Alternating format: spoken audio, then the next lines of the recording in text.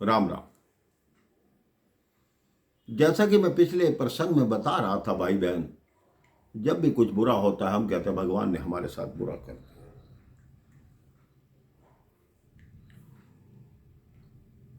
कहते जब से राम जी का विवाह हुआ, अयोध्या में उत्सव होने लगे, कोई अयोध्या वासियों से पूछता है अब तो बहुत खुश हो गए, तुम्हारी सब इच्छाएं पूरी हो गई। लेकिन युग बदले मेरे भाई बहन, लोगों की इच्छाएं नहीं बदली। जब तक महाराज जी के संतान नहीं थी, वो गए एक बार महाराज जी के पुत्र का मुख दे लें, उसके बाद हम चाहे चले जाएं।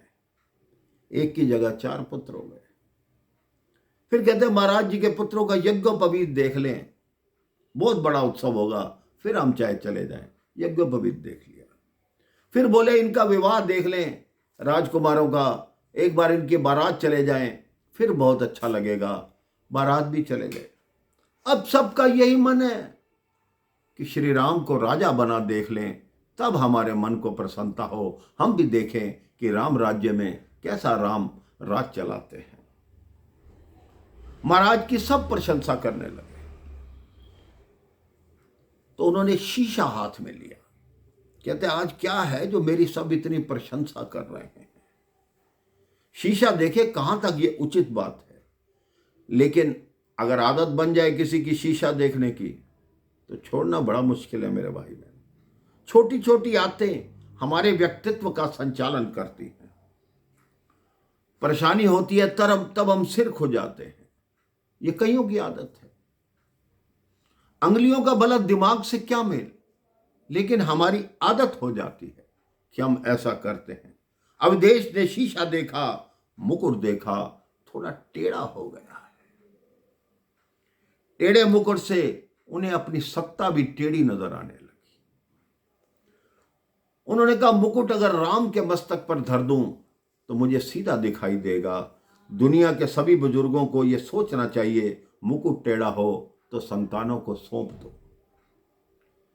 हम तो मुकुट नहीं पहनते, लोग कहते हैं। हम जवान हैं, दफ्तर से घर आते हैं, सारा घर कांपने लगता है, सब ठीक होने लगता है। आप बुजुर्ग हुए, किसी का सिर सहलाया, सब उल्टा होने लगता है। लोग कहते हैं क्यों बाल खराब कर रहे हो, क्यों तंग कर रहे हो, आपको कुछ नहीं पता। शास्त्रों में एक छोटी सी कथा आती है मेरे भाई बहन, कि जब भगवान आयु बांटने लगे तो जब इंसान की बारी आई तो भगवान ने कहा 25 वर्ष। उन्होंने कहा 25 वर्ष बहुत कम है, मैं इसमें पढ़ाई लिखाई करूंगा, विवाह करूंगा, 25 वर्ष में मेरी आयु समाप्त हो जाएगी। भगवान ने कहा ठीक है बैठ जाओ, जो शाम तक अपनी आयु छोड़ता जाएगा मैं तुम्हें देता जाऊंगा। कुछ देर के पश्चात एक बैल का नंबर आया।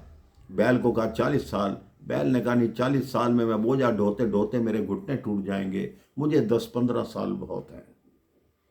उन्होंने कहा ठीक है। इंसान को कहा बैल के 25 साल तुम्हें दे दिए, 50 हो गए, अब कहते नहीं थोड़ी और दे दो। कहते फिर बैठे रहो।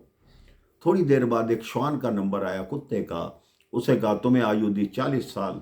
उसने कहा नहीं, 40 साल में भौंकते भौंकते मेरा गला फट जाएगा, मुझे 10-15 साल बहुत हैं, 25 साल और इंसान को दे दिए। कहते हैं अब तो 75 हो गए, अब कहते नहीं 100 पूरा कर दो।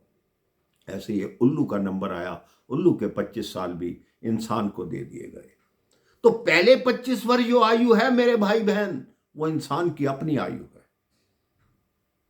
अगले 25 वर्ष जो हैं वो गृहस्थी का बोझा ढोता है, बैल बन के बच्चों को स्टैंड करना है, उनकी पढ़ाई लिखाई होनी है, बच्चों के विवाह होने हैं। अगले 25 साल में इसी उलझन में रहता है।